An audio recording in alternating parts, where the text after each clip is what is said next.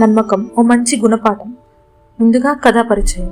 ఈ కథ మన జీవితంలో ఎంతటి కష్టంగా ఎదుర్కొన్నా నమ్మకంతో ముందుకు వెళ్తే విజయం మనదేనని తెలియజేస్తుంది. రమేష్ అనే రైతు చిన్న గ్రామంలో తన కుటుంబంతో కలిసి నివసించేవాడు.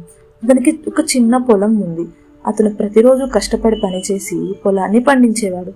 కానీ గత 2 సంవత్సరాలుగా వరుసగా ఎండలు ఎక్కువగా ఉండడంతో పంటలు బాగా పండలేదు.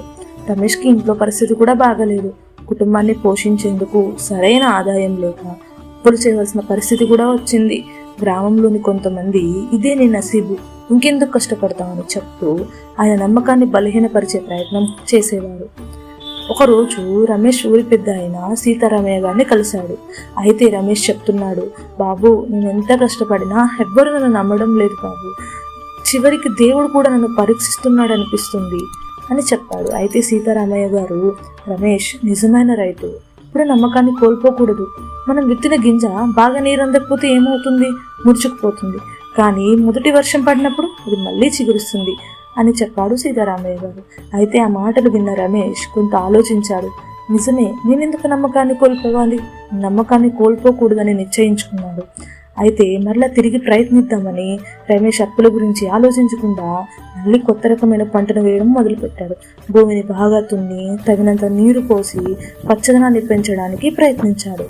ఎక్కువగా ఎండ ఉంటుందని తెలిసి తన వర్షపు నీటిని దాచేందుకు చిన్న మడుగులు తవ్వాడు.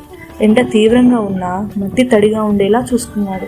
ఊర్లోని అందరూ ఇంకా వృధానే, నీ కష్టం ఫలించదు అని అంటూనే ఉన్నారు. కానీ రమేష్ పట్టు వదలకుండా పనిచేస్తూనే ఉన్నాడు. అయితే ఒకరోజు ఒక ఆశ్చర్యకరమైన మలుపు జరిగింది. ఒకరోజు రాత్రి గ్రామంలో భారీగా వర్షం కురిసింది. ప్రతి ఒక్కరూ ఆశ్చర్యపోయారు. చాలా మంది రైతుల పొలాల్లో నీరు నిలిచిపోయింది. కానీ రమేష్ ముందుగా చేసిన ఏర్పాట్ల వల్ల తన పొలానికి సరిగ్గా అవసరమైనంత నీరు మాత్రమే అందింది. కొన్ని వారాల్లోనే రమేష్ పొలం గుబురుగా పెరిగింది.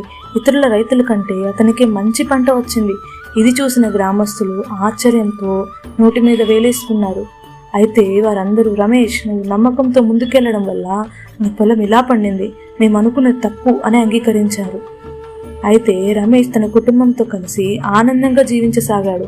అప్పులు తీర్చేసి గ్రామంలోని ఇతరుల రైతులకు కూడా ఎప్పుడు నమ్మకాన్ని కోల్పోకండి అనే గుణపాఠాన్ని అందించాడు. అయితే ఈ కథలో నీతి ఏంటంటే, ఎప్పుడు మనం నమ్మకాన్ని కోల్పోవద్దు. కష్టమైన రోజులు ఉంటాయి, మంచి రోజులు ఉంటాయి. మనం కొన్నిసార్లు మన ప్రయత్నాల్లో విఫలమవుతూ ఉంటాం. కానీ తిరిగి మనం ప్రయత్నించినప్పుడు అది మనల్ని తప్పక వరిస్తుంది. ఆ లక్ష్యాన్ని మర్చిపోకుండా మనం పనిచేస్తే విజయం మన వైపు పరిగెత్తుకుంటూ వస్తుంది.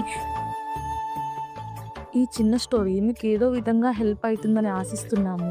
Thank you. Please subscribe this channel.